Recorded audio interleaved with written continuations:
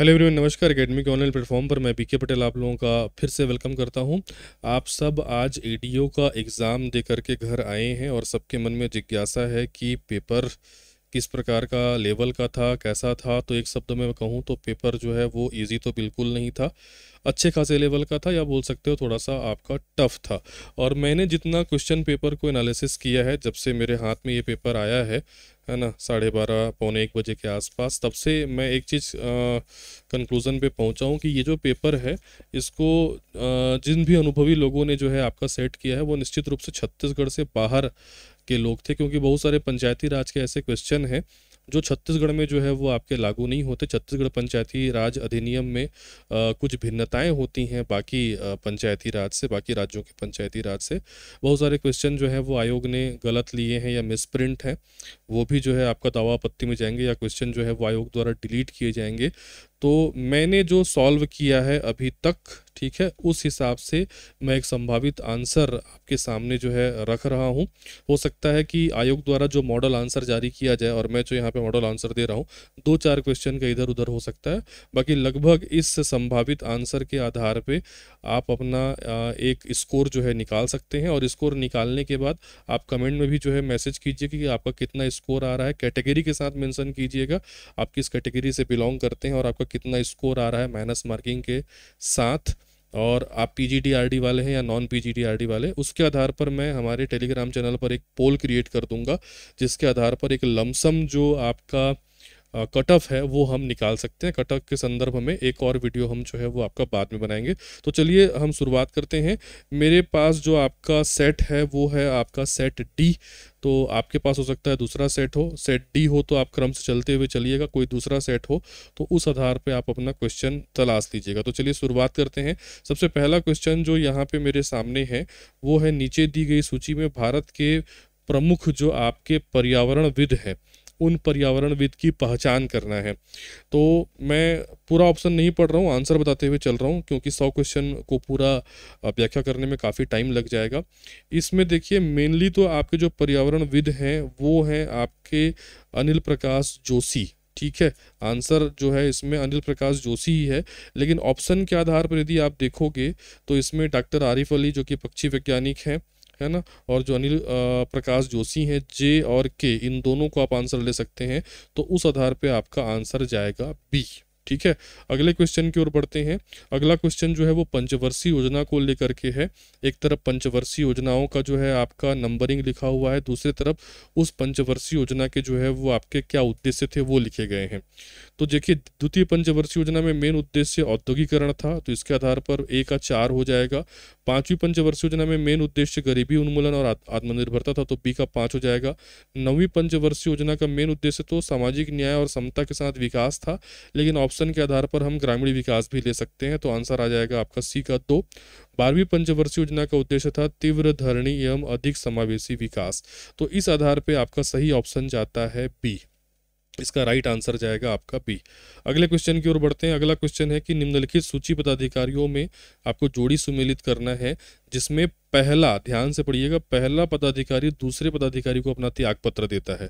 तो कौन पहला पदाधिकारी? उपराष्ट्रपति राष्ट्रपति को त्याग पत्र देते हैं, बिल्कुल सही है। राष्ट्रपति उपराष्ट्रपति को त्याग पत्र देता है, ये भी सही है। लोकसभा अध्यक्ष राष्ट्रपति को त्याग पत्र देता है, क्या? गलत। लोकसभा अध्यक्ष लोकसभा उपाध्यक्ष को त्याग पत्र देता है। प्रधानमंत्री राष्ट्रपति को त्याग पत्र देते हैं, ये आपका सही है, ठीक है। और राष्ट्रपति तो उपराष्ट्रपति को त्याग पत्र देता है, मुख्य न्यायाधीश को नहीं देता, तो ये ऑप्शन आपका गलत हो जाएगा। सही हो जाएगा 1, 2 और आपका 4।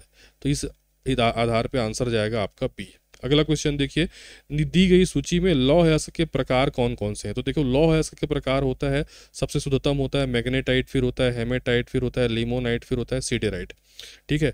और इसमें जो है क्या किया है कि जो कोयला का आपका प्रकार है उसको भी इसमें मिक्स कर दिया है। अपने को केवल लौह अयस्क देखना है तो इसमें सिडेराइट आएगा और आपका लिमोनाइट आएगा। तो 2 ही इसमें प्रकार दिया हुआ है, ए और आपका सी राइट आंसर जाएगा। आंसर आ जाएगा आपका सी, ठीक है। अगला क्वेश्चन है, शिव के अवतार के रूप में प्रसिद्ध पाशुपत महेश्वर संप्रदाय के संस्थापक कौन थे? तो देखो, जो पाशुपत महेश्वर संप्रदाय है ये शैव धर्म का एक संप्रदाय है, जिसमें मेनली उन लोग पशुपतिनाथ जो भगवान है उनको पूजते हैं, और भारत, उत्तर भारत और नेपाल में ये काफ़ी फेमस है। और इस पाशुपत महेश्वर संप्रदाय के संस्थापक हैं लकुलिस। तो आंसर जाएगा आपका डी। अगले क्वेश्चन की ओर जाते हैं। यदि उपराष्ट्रपति का पद कार्यकाल पूर्ण होने से पहले रिक्त हो जाता है, तब उपराष्ट्रपति के रूप में अगले व्यक्ति का जो आपका चुनाव है वो कितने महीने के भीतर या कितने समय के भीतर हो जाना चाहिए, ये एक प्रश्न जो है वो आपका दिया गया है। ठीक है, तो देखो, मैं आपको बताना चाहूँगा कि हमारे संविधान में उपराष्ट्रपति का पद यदि आपका रिक्त हो जाता है तो वहाँ पे लिखा हुआ है कि यथाशीघ्र जो है इसके लिए क्या हो जाना चाहिए, आपका चुनाव हो जाना चाहिए। समय सीमा का उल्लेख जो है वो भारतीय संविधान में नहीं किया गया है। लेकिन अगर हम इसमें ऑप्शन देखें तो ऑप्शन थोड़ा सा देखिए कंफ्यूज करता है, क्योंकि एक ऑप्शन ए 6 माह के भीतर दिया हुआ है और एक ऑप्शन डी यथाशीघ्र दिया हुआ है। मेरे हिसाब से अगर देखें तो मेरे हिसाब से यथाशीघ्र जो है वो आपका सही उत्तर होना चाहिए, यथाशीघ्र जो है वो आपका चुनाव हो जाना चाहिए। लेकिन यदि समय ज़बरदस्ती अगर आप बोलना चाहें तो आप 6 माह के भीतर ले सकते हैं। तो ये ए और डी ये दोनों आपका कंफ्यूजिंग है। मेरे हिसाब से डी आंसर होना चाहिए। आयोग हो सकता है ए को भी आंसर ले लेगा। ठीक है, अगले क्वेश्चन की ओर मैं बढ़ता हूँ। अगला क्वेश्चन है, देखो, रिसर्च सेंटर और उसके जगह को जो है वो आपको कनेक्ट करना है। Central rice research centre Cuttack में है, पोटैटो रिसर्च सेंटर शिमला में है ना। स्पाइस रिसर्च इंस्टीट्यूट जो है वो आपका कालीकट कोझीकट केरल में है, और सेंट्रल इंस्टीट्यूट फॉर कॉटन जो है ये आपका नागपुर में है। इस आधार पर राइट आंसर जाएगा आपका डी। अगला क्वेश्चन देख लेते हैं। निम्नलिखित में से कौन से कथन सेवा क्षेत्र के लिए सत्य है, पूछा है। तो अगर हम देखें तो इसमें देखो, पहला जो है सही है। पहला सही इसलिए है कि भारतीय अर्थव्यवस्था में इसका योगदान आधे से अधिक है, बिल्कुल सही है। वर्ष 2014-15 में सेवा क्षेत्र की वृद्धि दर 10.3% थी, ये भी आपका सही है। तीसरा है, सेवा क्षेत्र भारत की आर्थिक समृद्धि का सबसे कमजोर वाहक है, ये तो बिल्कुल गलत है, ये वर्ड ही गलत है। चौथा है, भारत का सेवा क्षेत्र अर्थव्यवस्था का सबसे गतिशील क्षेत्र है, ये भी एकदम सही है। तो 1, 2 और आपका 4 सही जाएगा। अगला प्रश्न देख लीजिए, अभिकथन और कारण वाला जो है आपका प्रश्न है। इसमें देखो, अभिकथन लिखा हुआ है कि मेगास्थनीज ने अपनी इंडिका में भारत में दास प्रथा का उल्लेख नहीं किया है। कारण लिखा हुआ है कि तत्कालीन समय में भारत में दास प्रथा का प्रचलन जो है वो आपका नहीं था। अब इसको आप देखोगे तो मेगास्थनीज ने अपनी इंडिका में भारत में दास प्रथा का उल्लेख नहीं किया है, बिल्कुल उसने उल्लेख नहीं किया है, इसीलिए अभिकथन सही है। तत्कालीन समय में भारत में दास प्रथा का प्रचलन नहीं था, ये गलत है, उस समय प्रचलन था। प्रचलन होने के बावजूद उसने उल्लेख नहीं किया है। तो इसमें अभिकथन ए एस सही होगा, और जो रीज़न है, कारण है, वो क्या होगा आपका गलत होगा। इस आधार पे आंसर जाएगा आपका सी। ठीक है, अगले क्वेश्चन की ओर बढ़ते हैं। समस्त विश्व को भारतीय ज्ञान विज्ञान की प्रमुख देन क्या है? शून्य का प्रयोग भी है, दशमलव पद्धति भी है, तो आंसर जाएगा आपका सी। अगला क्वेश्चन देखिए, इसमें जो अलग अलग संविधान में हमारे कानून आए हैं उसको उनके कानून तिथि के आधार पे जो है वो आपका क्रम से जमाना है। ठीक है, जैसे कि ए में है कारखानों आदि में बालकों के नियोजन का प्रतिषेध, बी में है मानव के दुर्व्यापार और बलात् श्रम का निषेध, सी है अस्पृश्यता का अंत, और डी है कुछ दशाओं में गिरफ्तारी और निरोध से संरक्षण। तो इसमें सबसे पहले अस्पृश्यता का अंत आएगा, लगभग जो है आपका 1949 में जो है ये लागू हुआ था। फिर आपका डी आएगा कुछ दिशाओं में गिरफ्तारी और निरोध से संरक्षण, ये 1950 के आसपास हुआ था। फिर उसी समय जो है मानव के दुर्व्यापार और बलात् श्रम का निषेध, ये आ जाएगा। और 1984-86 के आसपास जो है वो बालकों के नियोजन का प्रतिशत आता है, तो आपका अंतिम में ए आ जाएगा। उस आधार पे आंसर जाएगा आपका सी। क्लियर, अगला क्वेश्चन देख लेते हैं। ये भी जो है कथन और कारण वाला यहाँ पे आपका क्वेश्चन जो है वो आपका दिया गया है। अभी कथन लिखा हुआ है कि बोकारो स्टील जो है कारखाना ब्रिटेन सरकार की सहायता से जो है वो आपका खोला गया था। ठीक है, और उसके बाद इसमें कारण लिखा हुआ है क्योंकि इसे कोयला जमशेदपुर तथा झरिया से, लौह अयस्क क्योंझर से, चूना पत्थर पलामू से तथा अन्य सुविधाएं निकट के क्षेत्रों से प्राप्त होती हैं। तो इसमें आप देखोगे तो बोकारो स्टील कारखाना ब्रिटेन की सहायता से खोला गया है, ये तो गलत है। ठीक है, लेकिन अगर आप बात करोगे कि इसको कोयला जमशेदपुर से या फिर निकटवर्ती क्षेत्रों से इसको रॉ मटेरियल प्राप्त जो है आपका होता था, इसलिए उस जगह पे ये कारखाना खोला गया, तो वो आपका सही है। तो इस हिसाब से हमारा आर सही जाएगा और ए एस गलत जाएगा, आंसर आएगा आपका डी। अगला क्वेश्चन देख लेते हैं, भारत में सितंबर 2023 में महारत्न कंपनियों की संख्या कितनी थी? तो सितंबर 2023 में 13 महारत्न कंपनी थे। आपका उसके बाद वर्तमान में अगर हम देखेंगे तो वर्तमान में 14 महारत्न कंपनी है। 2024 में जो हिंदुस्तान एरोनॉटिक्स लिमिटेड है हाल है, वो आपका शामिल हुआ। तो वर्तमान का नहीं पूछा है, ये सितंबर 2023 की स्थिति में पूछा है, तो आंसर आएगा आपका सी। उसके बाद देखो, दफला और मिसमी जनजातियां कहाँ निवास करती हैं? दफला और मिसमी जनजातियां मुख्यतः अरुणाचल प्रदेश में निवास करती हैं, और यदि हिमालय की कैटेगरी के आधार पर देखोगे तो वो क्षेत्र असम हिमालय में आता है। तो राइट आंसर जाएगा आपका डी। अगला क्वेश्चन देख लेते हैं। क्वेश्चन नंबर देखिए, गांधी जी द्वारा लॉर्ड इरविन को 1931 में प्रस्तुत 11 सूत्री मांगों में निम्न में से क्या शामिल था? है ना, 1931 में गांधी जी ने लॉर्ड इरविन के समक्ष 11 सूत्रीय मांगे रखी थी, जिनके अस्वीकार होने के बाद ही गांधी जी ने नमक कानून तोड़ा और सविनय अवज्ञा आंदोलन जो है वो आपका शुरू किया था। तो इन 11 सूत्रीय मांगों में नमक कर का उल्लंघन नहीं था, नमक कर का उन्मूलन था। एक्चुअल में आप यदि देखोगे इधर इंग्लिश में जो लिखा हुआ है कि abolition of salt tax, abolition का मतलब उन्मूलन होता है, ना कि उल्लंघन होता है। तो भाई नमक कानून हटाने का तो मांग था उसमें, तो ये सही है। राजनीतिक बंदियों की रिहाई ये भी था उसमें। रुपए और स्टर्लिंग के विनिमय दर में परिवर्तन ये भी था। भू राजस्व में कमी करना ये भी था, लेकिन 30% कमी करने की मांग नहीं की गई थी। भू राजस्व में सीधे आधा कमी करने का जो है मांग किया गया था, 50% कमी करने का मांग किया गया था। इसीलिए डी जो है मेरे ख्याल से इसमें गलत है। ए और बी और सी सही है, आंसर जाएगा बी। ठीक है, अगले क्वेश्चन की ओर बढ़ते हैं। आर्थिक सर्वेक्षण से संबंधित जो है वो आपका प्रश्न यहाँ पे दिया गया है। ठीक है, इसमें अगर देखोगे तो जो पहला यहाँ पे कथन है और जो आपका तीसरा कथन है, केवल यही सही है। पहला कथन है वर्ष 2024-25 में कृषि एवं संबद्ध क्षेत्र की भागीदारी 20.07% अनुमानित है, सही है ये। बी गलत है। तीसरा अगर हम देखें, छत्तीसगढ़ में सेवा क्षेत्र की हिस्सेदारी सकल राज्य घरेलू उत्पाद में विगत वर्षों में निरंतर बढ़ रही है, तो बिल्कुल सही है, बढ़ रही है। तो आंसर आएगा ए। 1 और 3 जो है इसमें सही है। अगला प्रश्न, वित्त मंत्री ओपी चौधरी द्वारा प्रस्तुत हस्तलिखित बजट भाषण में मुख्यमंत्री नगरोत्थान योजना हेतु कितनी राशि का प्रावधान किया गया है? तो बजट भाषण में वित्त मंत्री ओपी चौधरी ने जो है 500 करोड़ की राशि का प्रावधान किया है, आंसर जाएगा सी। अगला प्रश्न है, ये भी जो है कथन और आपका कारण वाला जो है आपका प्रश्न यहाँ पे दिया हुआ है, छत्तीसगढ़ के इतिहास से संबंधित है कि शिवरी नारायण से प्राप्त शिलालेख में सती प्रथा का जो है वो आपका वर्णन देखने को मिलता है, और कारण इसमें लिखा हुआ है राजा उल्लड़ देव के साथ उसकी तीनों पत्नियां जो हैं वो आपकी सती हुई थी। बिल्कुल सही है ना, ये आपका कथन भी सही है और आपका कारण भी जो है वो आपका सही है। कथन कारण की जो है बिल्कुल मूल व्याख्या करता है, तो आंसर आएगा आपका ए। अगला प्रश्न की ओर हम बढ़ते हैं। अगला प्रश्न जो है आपका अभिलेख और उसके स्थान से जो है आपका सुमेलित है। मैं बिल्कुल श्योर तो नहीं हूँ, लेकिन इस ऑप्शन के आधार पर, कई बार प्रश्न जो है वो आपके ऑप्शन के आधार पर बनाए जाते हैं।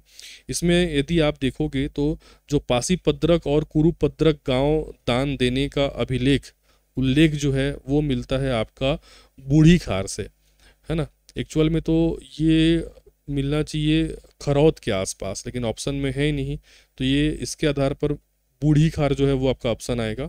ठीक है, आपका जुआ प्रसंग का दुर्लभ पुरावशेष ये किरारी के काष्ठ स्तंभ में मिलता है, लेकिन ऑप्शन के आधार पर यदि हम जाएं तो ये मल्हार आ सकता है, और गोलकी मठ की स्थापना जो है जबलपुर आसपास हुई थी, लेकिन इस ऑप्शन के आधार पर हम रतनपुर ले सकते हैं।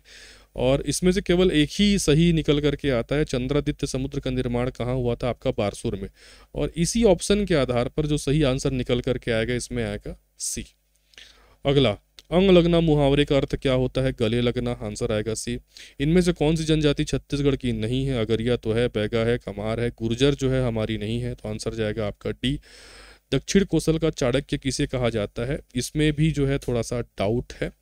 यदि आप चैट जीपीटी या फिर आपका इंटरनेट का यूज़ करेंगे तो दक्षिण कौशल का चाणक्य जो है गुंडाधुर को जो है आपका कहा जाता है। तो यहाँ पे मैं अपना उत्तर जो है सुरक्षित रखता हूँ। ठीक है, कई सारे स्रोत जो है मैंने पढ़े, उसमें आंसर जो है वो बी को लिया जा रहा है, श्री चित्रेश्वर को जो है वो आपका लिया जा रहा है, लेकिन मेरी तरफ से इसकी पुष्टि जो है वो मैं नहीं कर पा रहा हूँ, इसीलिए मैंने इसको जो है यहाँ पे गोला घेर दिया है। ठीक है, मेरे ख्याल से जो या तो बी हो सकता है, या फिर इसके ऑप्शन में चूंकि गुंडादुर नहीं है, ठीक है, तो आपका इसको डिलीट भी कर सकते हैं। अगला क्वेश्चन, यहाँ पे देखो वादकों और वाद्य यंत्र को सुमेलित करना है।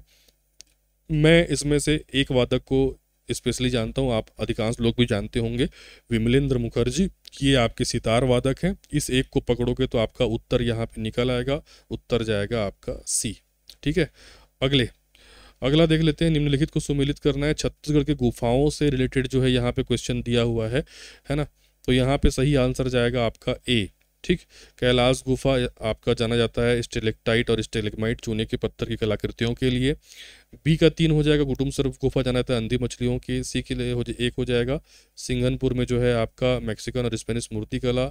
डी का 4 हो जाएगा, जुगीमारा गुफा पक्षी और मानव पेंटिंग के लिए। ठीक है, हालांकि इसमें सिंघनपुर गुफा जो है ज़्यादा सही बैठता है, लेकिन ऑप्शन के आधार पर ए सही जाएगा। ठीक है, उसके बाद देखिए वर्तमान को सुमेलित करना है, तो ये सीधे सीधे सब जो है वो आपका सुमेलित कर दीजिए, है ना। लोकायुक्त इंदर सिंह उपवेजा, मुख्य सचिव है अमिताभ जैन, महाधिवक्ता प्रफुल्ल कुमार भरत। इसके आधार पर राइट आंसर जाएगा आपका सी। अगला प्रश्न देख लेते हैं, छत्तीसगढ़ के राज्यपालों को कालक्रम के अनुसार व्यवस्थित कीजिए। ये एकदम कालक्रम के अनुसार ही जमा हुआ है, A B C D E, answer जाएगा आपका सी। ठीक है, उसके बाद कालक्रम की दृष्टि से बस्तर में जो आपके आदिवासी विद्रोह हुए हैं उसका सही क्रम आपको बताना है। तो देखो, सबसे पहले जो आपका विद्रोह हुआ बेटा, वो हुआ भोपालपट्टनम का विद्रोह 1795 में। देन विद्रोह हुआ है आपका मेरिया विद्रोह 1842 में। उसके बाद हुआ है लिंगागिरी विद्रोह 1856 में। फिर हुआ है कोई विद्रोह 1859 में। फिर हुआ है मुरिया विद्रोह 1876 में। इसके आधार पर आंसर जाएगा आपका बी। ठीक है, अगला प्रश्न है, राज्य सरकार का कार्यकारी प्रमुख कौन होता है? तो राज्य सरकार का कार्यकारी प्रमुख जो है राज्यपाल होता है। संतान की लंबी उम्र और सुख समृद्धि की कामना के लिए कौन सा लोक पर्व छत्तीसगढ़ में प्रचलित है? तो वो है कमर छठ। इसको हल षष्ठी के नाम से भी जाना जाता है। बस्तर जिले की 3 प्रमुख नदियां हैं आपका, इंद्रावती, मकरंद और नारंगी। ठीक है, आगे बढ़ते हैं। प्रवृत्तियों के आधार पर छत्तीसगढ़ साहित्य परंपरा को डॉक्टर नरेंद्र देव वर्मा ने कितने कालखंडों में बांटा है? ये मुझे आप बताइएगा। ठीक है, कई स्रोत में 3 कालखंड देखने को मिलते हैं, कुछ में 4 भी मिलते हैं, कुछ में 5 भी मिलते हैं। ठीक है, तो यहाँ पे भले मैंने आंसर ए लिखा हुआ है, लेकिन मैं यहाँ को सुरक्षित रख रहा हूँ, ये आपके ऊपर छोड़ता हूँ। ठीक है, क्योंकि ये काफ़ी स्रोत में अलग अलग देखने को जो है वो मिल रहा है। 32 नंबर क्वेश्चन, मड़वा ताप विद्युत स्टेशन छत्तीसगढ़ के किस जिले में स्थित है? तो ये जांजगीर चांपा जिले में जो है आपका स्थित है।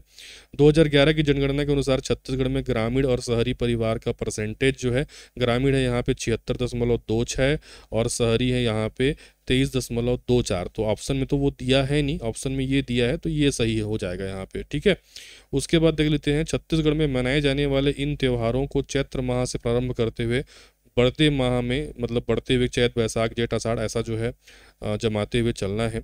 तो रामनवमी देखो चैत्र में आता है, अक्ति अक्षय तृतीया बैसाख में आता है, रथ यात्रा अगर हम देखें, ठीक है, तो रथ द्वितीया भी इसको कहते हैं। उसके बाद कजरी ये जो है आपका आषाढ़ में आता है, पोला जो है वो आपका भादों में आता है। तो इस आधार पे सही आंसर जाएगा आपका ए। ठीक है, ए बी सी डी ई ये क्रम से जो है वो आपका जुड़ा हुआ है। ठीक है, उसके बाद हम बात कर लेते हैं अगला प्रश्न। इसमें जो है आपका कथन करने वाला प्रश्न है। कथन लिखा हुआ है, भेजी कोतापल्ली और पोते केल के जनजातीय लोग जो है कुई कहे जाते थे। और उसके बाद कारण है इसमें, कौन जनजाति की बोली को भी कुई कहा जाता है। तो जो कौन जनजाति की बोली है, ठीक है, अगर हम देखें इसको कुई कहते हैं, ये सही है। भेजी कोतापल्ली के जनजातीय लोग को कुई नहीं कहा जाता, बोली का नाम है आपका कुई। तो इसमें आर सही होगा, ए एस गलत होगा। आर सही होगा, ए एस क्या होगा, गलत होगा, बी हो जाएगा। छत्तीसगढ़ की जलवायु कैसी जलवायु है? उष्ण कटिबंधीय मानसूनी जलवायु है, आंसर हो जाएगा आपका ए। अगला क्वेश्चन अपन देख लेते हैं। यहाँ पे छत्तीसगढ़ राज्य वानिकी विभाग द्वारा प्रमुख जो योजनाएं कार्यक्रम चलाई जा रही हैं उनको क्रम में जमाना है, सुमेलित करना है, कॉलम 1 को कॉलम 2 से। तो मैं इसको सुमेलित करके आपको बताता हूँ। पर्यावरण वानिकी का जो आपका संबंध है वो है पर्यावरण पार्क पिकनिक स्पॉट के निर्माण से। बांस वनों का पुनरुद्धार संबंधित है वन एवं वनेतर क्षेत्रों में बिगड़े बांस वनों के सुधार से। हरिहर छत्तीसगढ़ रोपण संबंधित है रायपुर दुर्ग कोरबा जिलों में 392 हेक्टेयर क्षेत्र में पौधों के रोपण से। बिगड़े वनों का सुधार संबंधित है कम जड़ भंडार वाले एवं रिक्त स्थानों पर वृक्षारोपण किए जाने से। तो इस आधार पे सही आंसर जाएगा हमारा बी। अगला क्वेश्चन है राउत नाचा में बीच बीच में गाए जाने वाले दोहे संबंधित होते हैं भक्ति से, नीति से, हास्य से, सभी से। इसका आंसर आएगा सभी संबंधित होते हैं। उसके बाद छत्तीसगढ़ राज्य की सीमाएं कितने राज्यों से लगती है, तो बड़ा इजी है, 7 राज्यों से जो है वो आपका लगती हैं। निम्न में जो औद्योगिक क्षेत्र और जो जिले हैं उसको सम्मिलित करना है। बोरई औद्योगिक क्षेत्र दुर्ग जिले में है, मगर रोड धमतरी में है, फ्रेजरपुर बस्तर में है, बिरकोनी महासमुंद में है। इसके आधार पर राइट आंसर जाएगा आपका बी। अगले प्रश्न की ओर बढ़ते हैं। डॉक्टर वर्गीस कुरियन का संबंध किससे है, श्वेत क्रांति से। आंसर जाएगा ए। ग्रामीण बैंकों पर कार्य समूह 1975 ने निम्नलिखित स्थापना की सिफारिश की थी। भाई 1975 में क्या बना था, आरआरबी है ना, रीजनल रूरल बैंक, अर्थात छत्तीसगढ़ ग्रामीण बैंक बना था। तो राज्य आंसर हो जाएगा आपका ए। ठीक है। उसके बाद है अल्पकालिक कृषि ऋण निम्नलिखित में से किसके लिए आवश्यक है। मवेशियों के लिए, बीजों की खरीद के लिए, छोटे उपकरणों के लिए, मशीनरी खरीद के लिए। तो अल्पकालिक कृषि ऋण मूलतः बीजों की खरीद के लिए जो है वो आपका आवश्यक है। अगला, स्वयं सहायता समूह के सदस्यों को ऋण के पुनर्भुगतान में देरी होने पर उनका ब्याज दर क्या हो जाता है, बढ़ जाता है। राइट आंसर जाएगा आपका सी। नेक्स्ट क्वेश्चन फिर से कथन कारण वाला क्वेश्चन है। कथन है सामाजिक उद्यमिता को प्रोत्साहन और बढ़ावा देना। कारण है प्रधानमंत्री जन धन योजना। तो भाई प्रधानमंत्री जन धन योजना एक अकेला कारण नहीं है जिसके चलते सामाजिक उद्यमिता और प्रोत्साहन को बढ़ावा जो है दिया जा रहा है। ये मेन उद्देश्य उसके लिए नहीं है। ठीक है। तो इसमें कारण जो है वो आपका गलत हो जाएगा, कथन जो है वो आपका सही है। आंसर जाएगा आपका सी। अगला क्वेश्चन पशुपालन के विकास कालक्रम को जो है वो आपका व्यवस्थित करना है। तो ये ऑटोमेटिक जो है वो व्यवस्थित है, ए बी सी डी ई है ना। पहले सबसे पहले भेड़ बकरी का पालन, फिर मवेशी और सुअरों का पालन, हाथियों का पालन, मुर्गियों का पालन, अल्पाका और लामा का पालन। ठीक है। तो इसमें आंसर जाएगा आपका ए। अगला क्वेश्चन जो है हम बढ़ते हैं। इस निम्नलिखित को स्थापना वर्षों के आधार पर बढ़ते हुए क्रम में व्यवस्थित कीजिए। तो मैंने जो है अपने अनुसार जो है इसको हर तरीके से व्यवस्थित करने की कोशिश किया उसके स्थापना क्रम के आधार पर, लेकिन इसमें से कोई भी ऑप्शन जो है वो सही नहीं है। तो मेरे ख्याल से ये विलोपित हो सकता है। ठीक है। उसके बाद देखिए 2021-22 तक सहकारी समितियों ने कुल संस्थागत कृषि ऋण का कितना प्रतिशत ऋण दिया था। तो इसका सही आंसर है 13%। आंसर जाएगा आपका सी। पशुपालन के स्तंभ के रूप में किसको किसको जाना जाता है ना, पिलर्स ऑफ एनिमल हस्बेंड्री। ठीक है। Advance breeding, balanced nutrition, consumption control, development programme. तो देखो पशुपालन के स्तंभ के रूप में आपका उन्नत प्रजनन, संतुलित पोषण, उपभोग नियंत्रण को जाना जाता है। विकास कार्यक्रम जो है वो पिलर्स में नहीं आते, ये ऊपर के तीनों ABC तीनों आते हैं। ABC तीनों ऐसा ऑप्शन नहीं है, तो आप ए और बी ये वाला ऑप्शन को चूज करेंगे। आंसर जाएगा आपका डी। अगला क्वेश्चन है स्व सहायता समूह को लेकर के। स्व सहायता समूह और इधर जो है आपके कॉलम 1 और कॉलम 2 को यहाँ पे सुमेलित करना है। इसमें सही आंसर जाएगा सी। मैं सुमेलित करके बता दे रहा हूँ, है ना। स्वयं सहायता समूहों का नया समूह सामुदायिक संगठन कहलाएगा। बहुफसल कार्यक्रम 1967-68 में। भारतीय कृषि जो है मानसून का जुआ कहलाता है। ठीक है। किसके द्वारा कहा गया है, योजना आयोग के द्वारा। और बैठकों की कार्यवाही लिखना ये आपका व्यापार वेंचर में आएगा। तो इस हिसाब से आंसर जाएगा आपका सी। ठीक। अगला क्वेश्चन बढ़ते हैं। नीचे दिए कथन और कारण वाला फिर से जो है आपका क्वेश्चन है। कथन देखो लिखा हुआ है बेटा, जब शिकार अनुत्पादक था उस समय पशुधन का पालतूकरण आवश्यकता से प्रेरित था। ठीक है। कारण क्या है, एक घरेलू पशु की वांछनीय विशेषताएं हैं कि वह पशुपालक के लिए उपयोगी हो, उसके साथ रहने में सक्षम हो, स्वतंत्र रूप से प्रजनन कर सके और पालन पोषण करने में आसान हो। ठीक है। तो इसमें आप देखोगे कथन जो शिकार पहले जब आपका अनुत्पादक था उस समय पशुधन का पालतूकरण आवश्यकता से प्रेरित था, आवश्यक हो गया था, इसीलिए जो है आपका पालतूकरण किया गया। ये भी आपका सही है। और एक घरेलू पशु की जो आपका यहाँ पे क्वालिटी बताई गई है वो भी आपका सही है। और दोनों एक दूसरे को जो है आपका व्याख्या करते हैं, सही स्पष्टीकरण करते हैं, है ना। अभिकथन भी सही है, कारण भी सही। आंसर आएगा आपका ए। कुल उत्पादन तथा उपभोग के अंतर को क्या कहते हैं। कुल उत्पादन और उपभोग के अंतर को आपका इकोनॉमिक सरप्लस कहते हैं, आर्थिक आधिक्य कहते हैं। आंसर जाएगा आपका सी। हरित क्रांति हेतु आईसीआर के वैज्ञानिकों ने किस गेहूं पर शोध किया था? मैक्सिकन गेहूं पर शोध किया था। आंसर आएगा आपका ए। निम्नलिखित को जो है आपका सुमेलित करना है। तो राष्ट्रीय ग्रामीण आजीविका मिशन एक गरीबी उन्मूलन योजना है। आजीविका संपत्ति मानव पूंजी है। आजीविका वैधता संदर्भ कीट और रोग महामारी से है। आजीविका संस्थान आधारित है सहकारिता पे। तो इस हिसाब से आंसर जाएगा आपका बी। व्यक्ति की आजीविका की सही पहचान होती है किससे? भोजन से और आपका पानी से। यहाँ पे देखो ABCD नहीं लिखा है ना, EFGH लिखा हुआ है, तो ई सही है, F सही है, आंसर जाएगा बी। ठीक है। उसके बाद देखिए पंचायती राज मंत्रालय के दिशा निर्देशों अनुसार GPDP तैयार करने एवं लागू करने की चरणबद्ध प्रक्रिया क्या होती है? तो देखो GPDP तैयार करने और लागू करने का चरणबद्ध प्रक्रिया होता है, सबसे पहले तो होता है ग्राम पंचायत द्वारा स्थिति और विश्लेषण संसाधन का मानचित्रीकरण, फिर होता है GPDP तैयार करने के लिए कार्यात्मक समिति गठन, फिर होता है सामुदायिक आवश्यकताओं के आधार पर विकास गतिविधियों को प्राथमिकता देना, फिर होता है ग्राम सभा द्वारा GPDP को मंजूरी देना, और अंतिम चरण होता है जिला योजना समिति को अंतिम रूप से तैयार GPDP प्रस्तुत करना। तो इस आधार पर सही आंसर जाएगा आपका ए। ठीक है, BDEAC। ठीक है, अगला प्रश्न देख लेते हैं। फिर से कथन करण वाला प्रश्न है।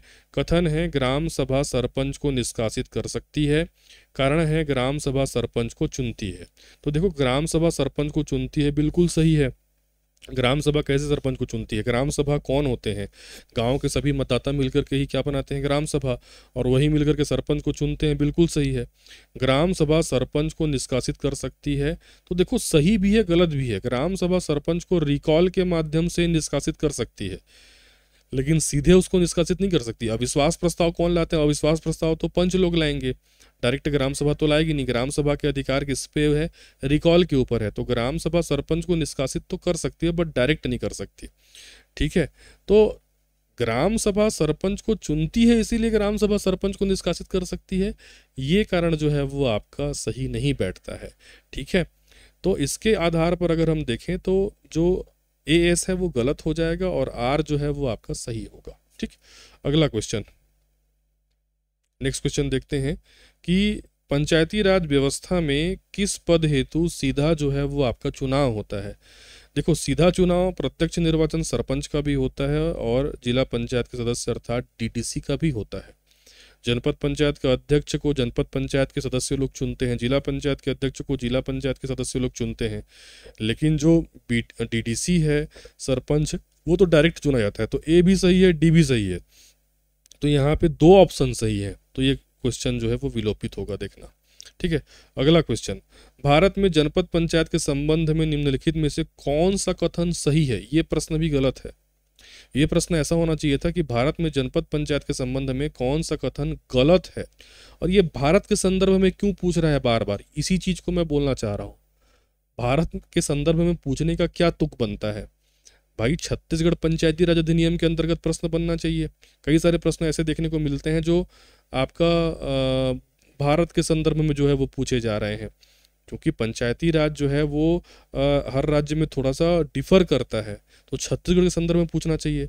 अब इस ऑप्शन को देखोगे तो जनपद पंचायत त्रिस्तरीय पंचायती राज व्यवस्था का मध्यवर्ती स्तर है, सही है। यह ब्लॉक स्तर पर विकास कार्यक्रमों के क्रियान्वयन के लिए जिम्मेदार है, ये भी सही है। जनपद पंचायत के सदस्य मतदाताओं द्वारा सीधे चुने जाते हैं, मतलब BDC लोग सीधे मतदाताओं द्वारा चुने जाते हैं, ये भी सही है। तो 3 तो सही हो गया भाई। ठीक है, और जिले की वार्षिक योजना तैयार करने में जनपद पंचायत की कोई भूमिका नहीं होती, ये गलत है, भूमिका होती है। ठीक है, तो अगर ये प्रश्न ऐसा पूछता है ना कि निम्न में से कौन सा गलत है, तब जाकर के ये आंसर सही होता। ये प्रश्न ही पूरा गलत हो जाता है, ये भी विलोपित होगा। ठीक है, 59 नंबर, सरपंच अपना त्याग पत्र किसको सौंपता है? ये भी गलत है। छत्तीसगढ़ पंचायती राज अधिनियम के अनुसार सरपंच अपना त्याग पत्र उप संचालक पंचायत को सौंपता है, जो जिले में बैठते हैं। ठीक है, लेकिन अगर आप ऑल ओवर पंचायती राज अधिनियम को देखो भारत स्तर पे, ChatGPT वगैरह पे सर्च करोगे और बाकी जो अन्य राज्यों में देखोगे, तो वहाँ पे पंचायत समिति का विकास अधिकारी एक पद होता है, उसको सौंपा जाता है। तो उस आधार पर देखोगे तो ये सही है, और छत्तीसगढ़ पंचायती राज अधिनियम के आधार पर देखोगे तो ये क्वेश्चन ही गलत है। ठीक है, अगला क्वेश्चन, भारत में पंचायती राज व्यवस्था के तहत ग्राम सभा का मुख्य कार्य निम्न में से कौन सा है? ठीक है, तो ग्राम सभा का जो मुख्य कार्य है, 4 ऑप्शन के आधार पर ग्राम पंचायत के वार्षिक बजट और योजनाओं को मंजूरी देना, ये ग्राम सभा का मेन काम है। प्रस्ताव यहीं से पारित होता है। आंसर आ जाएगा बी। अगला क्वेश्चन की ओर बढ़ते हैं। अगला क्वेश्चन जो है जो जनपद पंचायत और जिला पंचायत में जो स्थायी समिति होती हैं उनको लेकर के यहाँ पे प्रश्न बना पूछा गया है। सामान्य प्रशासन समिति क्या कार्य होता है? तो सामान्य प्रशासन समिति का जो मेन काम होता है, ठीक है, मैं इधर से ले रहा हूँ, ग्रामीण विकास और गरीबी उन्मूलन कार्यक्रम की देख रेख जो है वो आपका कौन करता है? तो विकास समिति करता है। ठीक है, स्वास्थ्य स्वच्छता और पेयजल की निगरानी कौन करता है? तो स्वास्थ्य और कल्याण समिति करता है। प्रशासनिक कार्यों का प्रबंधन नीति क्रियान्वयन जो है ये कौन करता है? तो ये सामान्य प्रशासन समिति करता है। वित्तीय मामलों में बजट आवंटन की समीक्षा कौन करता है? तो वित्त और लेखा समिति करता है। इसके आधार पर आंसर जाएगा आपका ऑप्शन जाएगा ए। ठीक है, अगला प्रश्न देख लेते हैं। यहाँ पे जो है आपका भारतीय संविधान से प्रश्न जो है वो आपका पूछा गया है, कौन सा अनुच्छेद किसे संबंधित है? तो अनुच्छेद जो 40 है ये संबंधित है बेटा नीति निर्देशक सिद्धांतों से।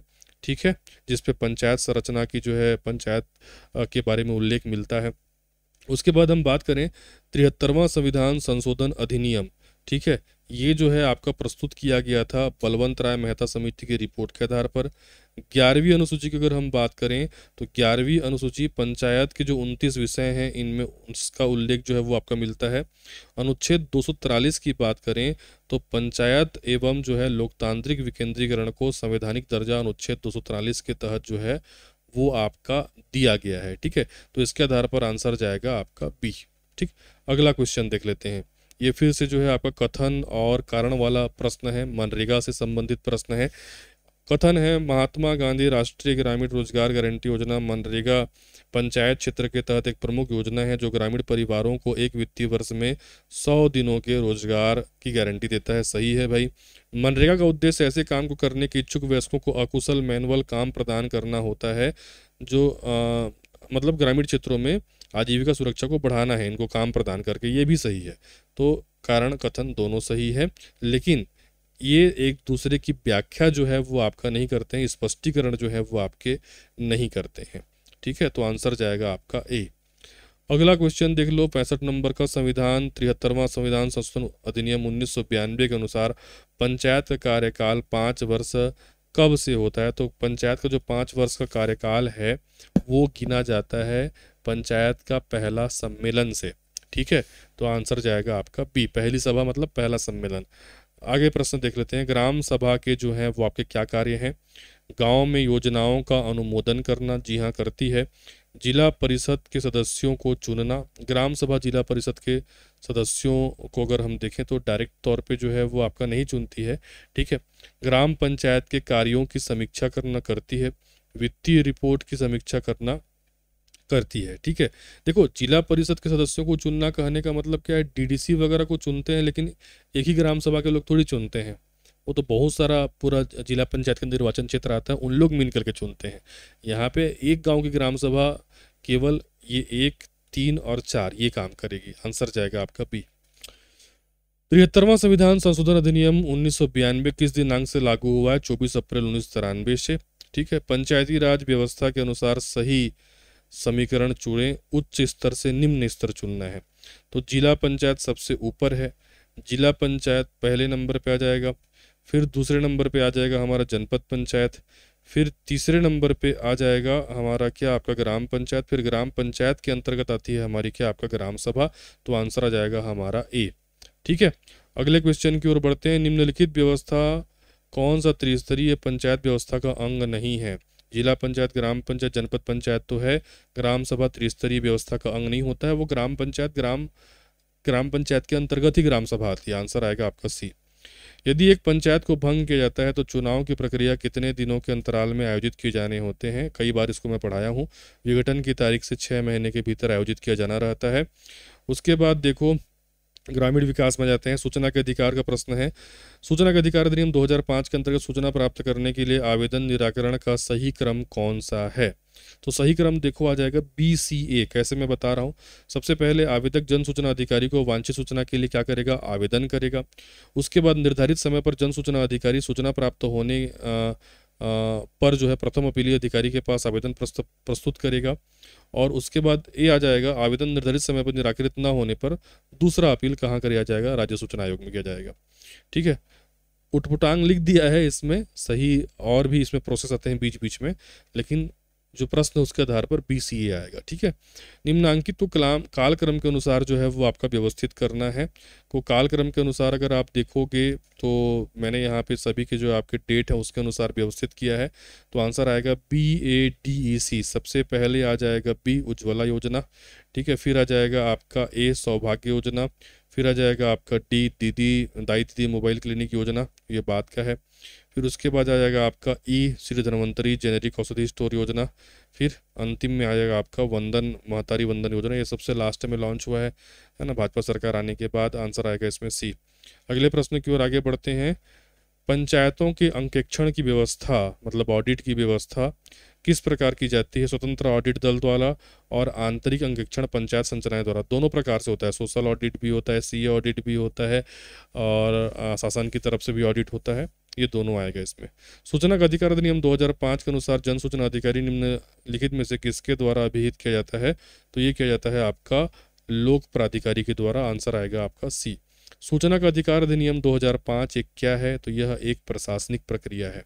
ठीक है, उसके बाद हम देखते हैं अगला भी सूचना का अधिकार के तहत प्रश्न है और कथन करने वाला प्रश्न है। कथन दिया हुआ है, सूचना का अधिकार 2005 की धारा 20 के अनुसार राज्य सूचना आयोग जन सूचना अधिकारी पर निर्दिष्ट समय के भीतर सूचना नहीं देने की स्थिति में शास्ति अधिरोपित करने के पूर्व उन्हें सुनवाई का युक्त अवसर देता है। बिल्कुल देता है भाई, सीधे तो भाई उसमें फाइन नहीं लगाता ना, अवसर देता है। क्योंकि सूचना का अधिकार जो है अधिनियम एक अर्ध न्यायिक जो है वो आपका प्रक्रिया है। ठीक है, तो इसमें ये भी सही है और ये भी सही है। ठीक है, अर्ध न्यायिक प्रक्रिया है, बिल्कुल सही है। मैंने यहाँ पे गलत ले लिया क्या? यहाँ पे ये देखिए, यहाँ पे ये गलत आंसर हो जाएगा, है सुधार लेना इसको। सूचना का अधिकार अधिनियम एक अर्ध न्यायिक प्रक्रिया आएगा। ठीक है, ये गलत, ये सही आएगा। ठीक है, सूचना का अधिकार अधिनियम जो है ये एक अर्ध न्यायिक प्रक्रिया है, ये भी सही है और ये भी। तो कथन और जो उसके तर्क हैं जो है वो आपके दोनों सही हैं, लेकिन ये एक दूसरे की व्याख्या जो है वो आपके नहीं करेंगे। आंसर आएगा आपका A। ठीक है, अगला बढ़ते हैं।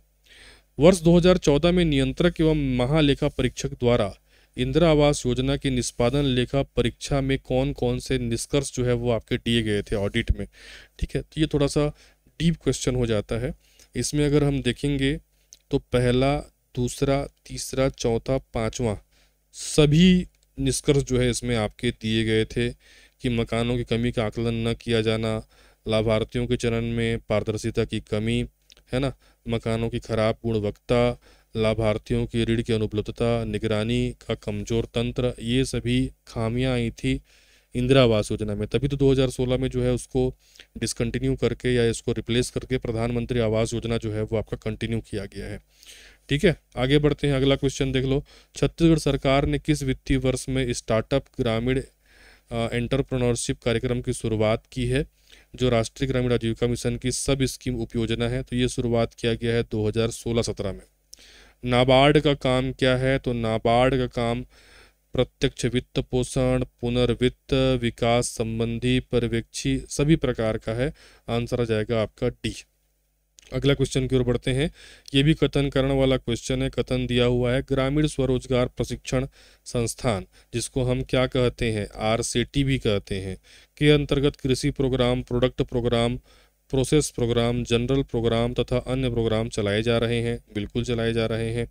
ठीक है, उसके बाद ग्रामीण युवाओं में कौशल उन्नयन एवं उनका स्वरोजगार हेतु सकारात्मक दृष्टिकोण विकसित करना इसका उद्देश्य है। बिल्कुल इसी उद्देश्य से किया जा रहा है। तो आपका ये दोनों क्या है? सही है। ठीक है, छत्तीसगढ़ राज्य ग्रामीण आजीविका मिशन छत्तीसगढ़ में और किस नाम से जाना जाता है? बिहान के नाम से जानते हैं। पीएम जनजातीय आदिवासी न्याय महाअभियान के कार्यान्वयन हेतु छत्तीसगढ़ राज्य में गठित उच्च समिति का अध्यक्ष कौन होता है? इसका अध्यक्ष होता है आपका पीएम जनमन का मुख्यमंत्री। प्रधानमंत्री जनमन जनजातीय क्षेत्रों में एक प्रकार का आवास योजना का थोड़ा सा एडवांस रूप है।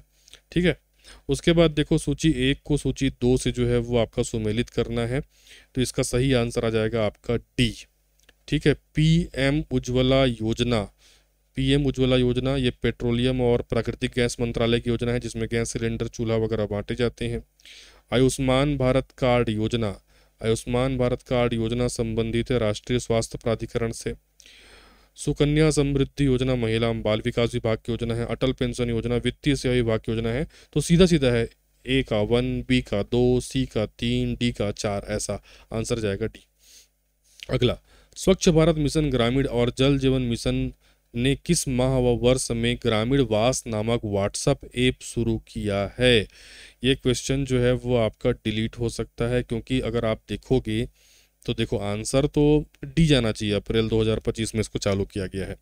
लेकिन देखो यहाँ पे अप्रैल 2025, यहाँ पे फरवरी 2025 लिखा है, यहाँ पे दिसंबर 2025 लिख दिया है ये, और ये मिसमैच है, तो ये क्वेश्चन जो है वो विलोपित हो सकता है। उसी प्रकार से क्वेश्चन नंबर 85, निम्नलिखित को कालक्रम में जो है वो व्यवस्थित करना है। प्रधानमंत्री मुद्रा योजना 2015 का है, दीनदयाल उपाध्याय योजना 2014, PM rural road scheme 2000, Deendayal Antyodaya scheme 2011, Mahatma Gandhi national employment guarantee scheme 2005। इसके आधार पर यदि कालक्रम के अनुसार व्यवस्थित करोगे तो कोई भी जो यहाँ पे ऑप्शन है वो कालक्रम के अनुसार व्यवस्थित नहीं होता है, तो ऑप्शन ही इसमें गलत है। क्वेश्चन नंबर 86, सतत विकास उद्देश्य क्रमांक सस्टेनेबल डेवलपमेंट गोल नंबर जो है उनको उनके नाम से जो है आपका मिलाना है। तो ये भी पूरा जो है एक बोलना चाहिए, पहला का अगर हम देखोगे सीधा सीधा जमा हुआ है। उद्देश्य क्रमांक 5 लैंगिक समानता है, 6 सस्ती व प्रदूषण मुक्त ऊर्जा है, 7 स्वच्छ जल एवं स्वच्छता है, 8 उत्कृष्ट कार्य एवं आर्थिक वृद्धि है। तो सीधा सीधा आंसर हो जाएगा आपका ए।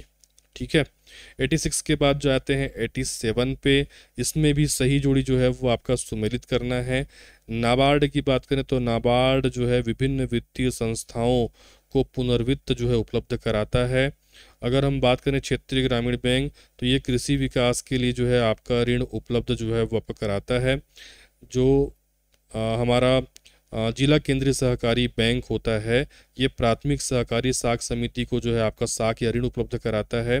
और जो राज्य सहकारी बैंक होते हैं, ये राज्य स्तर पर संचालित एक शीर्ष वित्तीय संस्था होती है। इस आधार पर सही आंसर जाएगा हमारा डी। राष्ट्रीय ग्रामीण रोजगार गारंटी अधिनियम 2005 की किस धारा में सोशल ऑडिट का प्रावधान है? तो धारा 17 में सामाजिक अंकेक्षण सोशल ऑडिट का प्रावधान देखने को मिलता है। छत्तीसगढ़ सामाजिक अंकेक्षण इकाई गठन कब किया गया है? सितंबर 2013 में किया गया है सोशल ऑडिट का। ठीक है, गठन। क्षेत्रीय ग्रामीण बैंक जो आपके आरआरबी होते हैं, उनकी स्थापना कब हुई? देखो आरआरबी की मेन स्थापना तो 2 अक्टूबर 1975 में हुई है, लेकिन यह अधिसूचित हुआ है या अध्यादेश इसका जारी हुआ है 26 सितंबर 1975 के। तो 2 अक्टूबर 1975 तो आपके ऑप्शन में नहीं दिया है, तो इस आधार पे हम उत्तर लेते हैं 26 सितंबर 1975 को। अगला क्वेश्चन देख लेते हैं। अब हम हिंदी पे आ जाते हैं। हिंदी को बहुत सारे बच्चे गलत करके आ गए हैं, देख लेते हैं। व्यर्थ शब्द में कौन सा समास है? व्यर्थ शब्द में अव्ययी भाव समास है। निम्नलिखित स्पर्श व्यंजनों के वर्गीय व्यंजनों का सही क्रम जो है वो आपका रेखांकित कीजिए। मतलब कौन सा वर्ग पहले आएगा, कौन सा वर्ग बाद में आएगा। तो पहले देखो क वर्ग आएगा, क वर्ग के बाद च वर्ग आता है, फिर उसके बाद ट वर्ग आता है, फिर आता है त वर्ग, फिर आता है प वर्ग। इस आधार पर जाएगा आपका आंसर सी। एक से अधिक प्रधान उपवाक्य जिसमें रहते हैं उसको संयुक्त वाक्य कहा जाता है। ठीक है, कॉलम 1 को कॉलम 2 से जो है वो आपका जमाना है। ठीक, तो इसमें अगर हम देखें तो मनुष्य अन्न खाता है, मनुष्य अन्न खाता है, यह जो है विधानार्थक वाक्य है। माता पिता का कहना मानो, यह आज्ञार्थक वाक्य है। ठीक है, ईश्वर सबका भला करे, यह इच्छाबोधक वाक्य है। पानी न बरसता तो धान जो है वो आपका सूख जाता, यह संकेतार्थक वाक्य है। इसके आधार पर ऑप्शन डी जो है वो आपका सही होगा। निम्नलिखित में से तत्सम शब्द का उदाहरण है अंगुली। ठीक है, अगला क्वेश्चन। कथन है और कारण है। मुंह से पूरा श्वास निकाला जाए तो शुद्ध निरुनासिक ध्वनि जो है वो आपका निरनुनासिक ध्वनि जो है वो आपका निकलती है। यदि श्वास का कुछ अंश नाक से भी निकाला जाए तो अनुनासिक ध्वनि जो है वो आपका निकलती है। कथन भी सही है, कारण भी सही है। आंसर आएगा आपका सी। ठीक है। निम्नलिखित में यण संधि का उदाहरण कौन सा है? ठीक है, देखो यण संधि अगर हम देखें तो इसमें जो ने धन अन से नयन बनता है, अयादिस आपका संधि है। तल्लीन तद्धन लीन ये भी नहीं है। मात्रण स्वर संधि है। इसमें से कोई भी यण संधि का उदाहरण नहीं है। आंसर जाएगा आपका डी। जवानी किसका उदाहरण है? जवानी भाववाचक संज्ञा का उदाहरण है। आंसर जाएगा आपका सी। ठीक है। 99 निम्नलिखित उदाहरणों से मुहावरों को जो है वो आपका पहचानना है। उदाहरण से आपको मुहावरा जो है वो आपका पहचानना है कि कौन सा जो है आपका मुहावरा है। इसमें गिरगिट की तरह रंग बदलना ये भी मुहावरा है। आटे दाल का भाव मालूम होना मुहावरा है। जैसी राजा वैसी प्रजा, का वर्षा जब कृषि सुखानी। इसमें देखो बेटा आपका आटे दाल का भाव मालूम होना ये सही है। ठीक है। इसमें जैसी राजा वैसी प्रजा सही है। और जो का वर्षा जब कृषि सुखानी ये भी आपका सही है। ये सभी जो है वो आपके मुहावरे हैं। के एल और एम जो है वो आपका सही होगा, ये नहीं होगा, ये गलत होगा। ठीक है। बड़ा सा पेड़ किस चीज का उदाहरण है? बड़ा सा पेड़ है आपका गुणवाचक विशेषण का। आंसर जाएगा 100 का आपका बी। तो इस प्रकार से टोटल 100 क्वेश्चन के संभावित आंसर जो हैं वो मैंने प्रस्तुत किए हैं। जैसा कि मैंने शुरुआत में कहा था कि कुछ क्वेश्चन आगे पीछे जरूर हो सकते हैं और जहाँ पे विलोपित होने की संभावना है उसको भी जो है मैंने आपको मेंशन किया है कि ये क्वेश्चन जो है वो आपके विलोपित हो सकते हैं। तो आप कमेंट करके बताइए कि आपका कितना आंसर सही हो रहा है। याद रखिए माइनस मार्किंग करके बताइएगा। अपनी कैटेगरी भी जो है वो आपका बताइएगा। साथ में आप पीजीडीआरडी हैं कि नॉन पीजीडीआरडी हैं वो भी बताइएगा। कुछ देर में मैं हमारे टेलीग्राम चैनल में एक पोल जो है वो आपका डाल रहा हूँ। वहाँ पे आप अपना जो है आपका आंसर फीड मतलब आपका स्कोर जो है आपका फीड कीजिए। क्योंकि बिना आपका कम से कम 1000 लोगों का स्कोर देखे बिना कटअप बता देना गलत बात होती है। ऐसा कटअप आप अपने अनुसार या मैं अपने अनुसार नहीं निकाल सकता। ठीक है। तो लमसम इस उत्तर के आधार पे आप अपना स्कोर जो है आपका बताइए। कमेंट बॉक्स में बताने की बजाय जो टेलीग्राम में लिंक अभी डालूंगा, ठीक है, हमारे टेलीग्राम चैनल का लिंक डिस्क्रिप्शन में आपका डला हुआ है, वहाँ पे आप ज्वाइन करिए और अपना पोल पे अपना नंबर जो है आपका बताइए। मिलता हूँ आगामी क्लासेस में। धन्यवाद। Thank you.